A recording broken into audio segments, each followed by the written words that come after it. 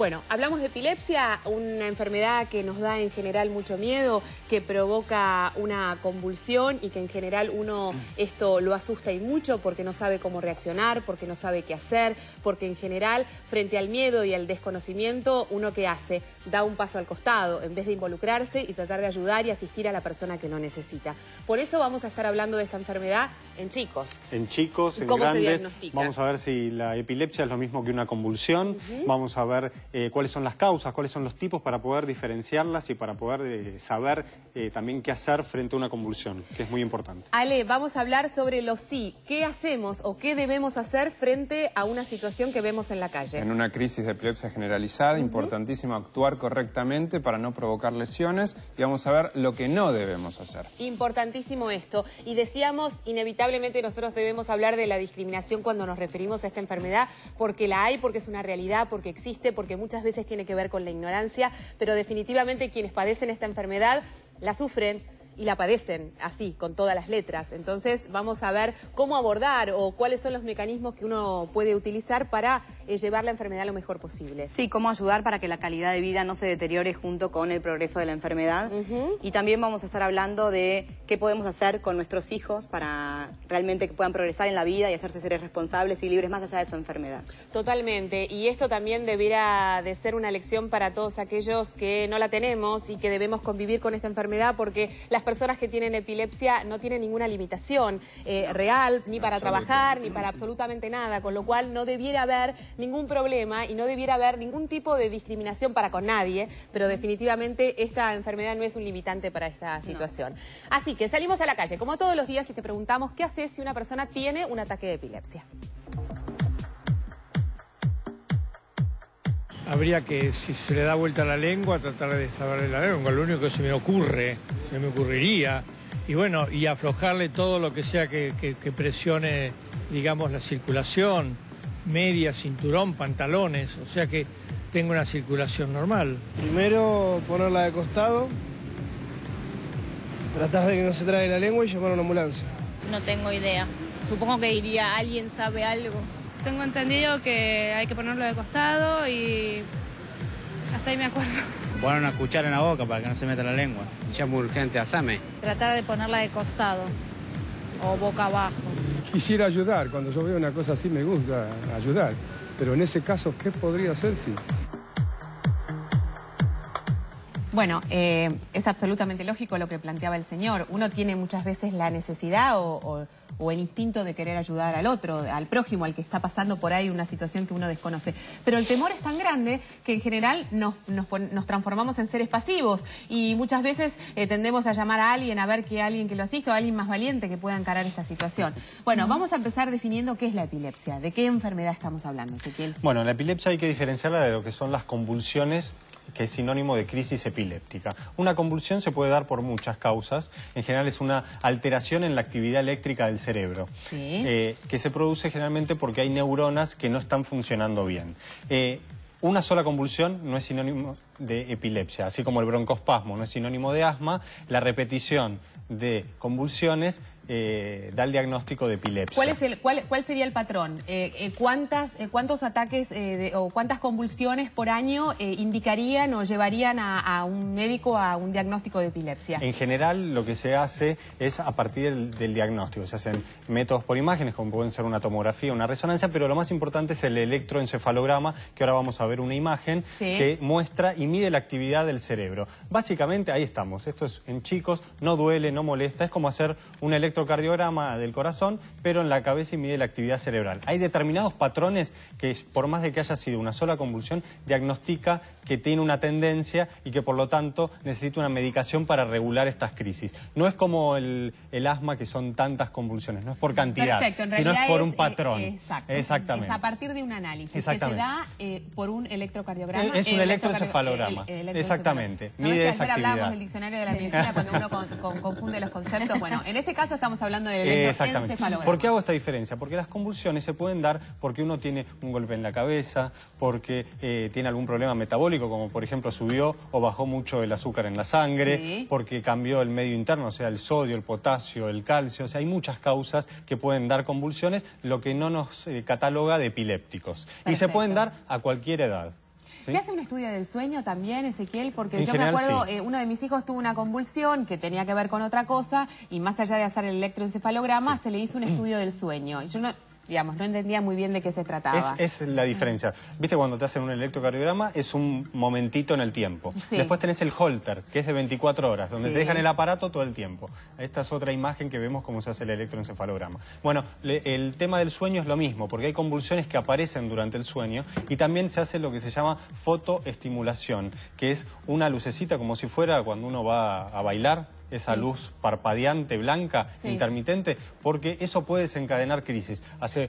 Sobre todo en los 90, se había asociado a ciertos dibujitos animados la aparición de convulsiones, porque hacían estimulación fotoeléctrica. Entonces, por eso se hace también. A propósito de lo que aprendimos ayer, ¿la epilepsia es una enfermedad congénita, es una enfermedad genética? No es hereditaria. No es hereditaria. Hay que ver cuál es la causa. Por eso hay muchos diagnósticos. Un chico que tuvo una mamá que tuvo un embarazo bárbaro, pero que tuvo un problema durante el parto y ese bebé tuvo sufrimiento fetal, le faltó oxígeno en el cerebro, puede dañar una parte y eso generar a lo largo convulsiones. O sea, es multicausal. No hay una razón específica. Por eso es tan importante el diagnóstico y es tan individual, porque tratamos de no generalizar en estos casos, porque hay un tratamiento, se puede llegar a tratar, hay algunos que tienen que tomar una medicación de por vida y hay otros que no. Claro, está bien. Y después vamos a hacer un capítulo aparte con lo que son las convulsiones febriles en los chicos que se dan hasta los 5 años.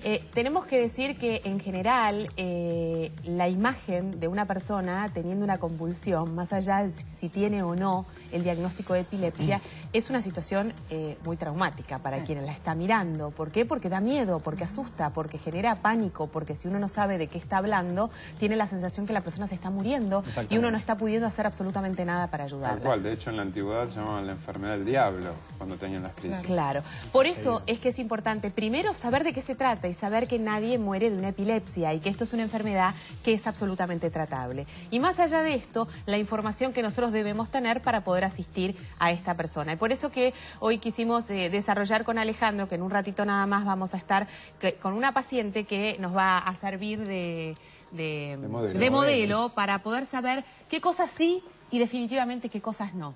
Porque es más importante lo que no que lo que sí. Porque una cosa que definitivamente no podemos hacer y la hacemos puede provocar una lesión más grande, ¿no? Así que vamos a hablar ahora de el aspecto psicológico que involucra esta enfermedad rapidito, enseguida la vamos a seguir desarrollando, pero qué cosas nosotros podemos decir a propósito de la discriminación, del dolor del diagnóstico, del miedo que también le genera al propio paciente, ¿no? Sí, sobre todo la preparación familiar al respecto, porque primero, cuando tenemos un hijo con epilepsia, tenemos que saber que este hijo tiene el derecho a desarrollarse lo más plenamente que pueda y no coartarle su libertad. Si nosotros no podemos como padres aceptar esta situación y no podemos sobrellevarlo porque nos causa mucho miedo, como decimos siempre, pedir ayuda. Pero si lo empezamos a aislar, si no lo dejamos salir porque tenemos miedo que tenga una crisis en cualquier parte y se golpee, y quién lo va a saber cuidar tanto como yo y le estamos atrás, no generamos solamente en él una sensación de no poder, sino que generamos un inválido, sin quererlo. Nosotros queremos protegerlo y queremos que no le pase nada malo y queremos que sea un ser libre, pero es un gran error y es muy común, y no solamente con nuestros hijos, puede pasar, no sé, un padre de una familia que quiere llevar a sus hijos a la escuela y que la esposa tenga miedo de que en el medio del momento en que lo está llevando se caiga en la calle y tenga una crisis. He tenido casos así. Y realmente las discusiones familiares son enormes. El papá quiere cumplir la función de padre, el hijo tiene que también estar muy preparado y saber a quién tiene que llamar, qué es lo que tiene que hacer, cuánto se tiene que asustar, cuánto no.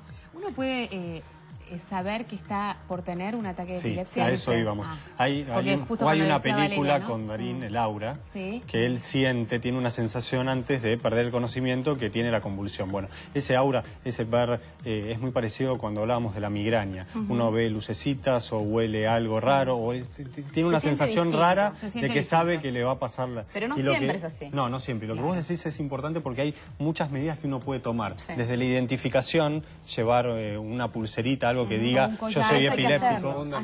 O las protecciones en casa, ¿sí? Tal vez, sobre todo con los adultos, que dice si estás solo no prendas un cigarrillo porque te podés tener una crisis y se puede provocar un incendio. No manejar, por ejemplo. No manejar, el tener alfombra o cosas acolchadas para que ante una convulsión no se golpee, que es mucho peor. Disminuir los riesgos, como siempre decimos. En un ratito vamos a estar desarrollando, como decíamos, qué cosas debemos hacer y qué cosas no debemos hacer frente a una crisis de epilepsia. Pero también Valeria nos va a estar remarcando cuáles son las herramientas que nosotros podemos tener como núcleo familiar para poder, primero, sostener a esta persona que asume esta enfermedad y que tiene que convivir con ella, en algunos casos toda la vida, y que tiene derecho a tener una vida absolutamente normal porque no hay limitante alguno.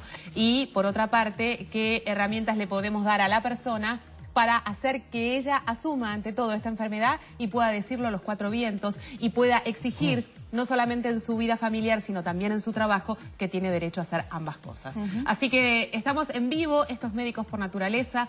Te recordamos que es importantísimo, si tenés 40 años, hacerte una mamografía y una ecografía mamaria, porque esta es la única manera de controlar tus mamas, y la detección temprana de tumores definitivamente salva vidas.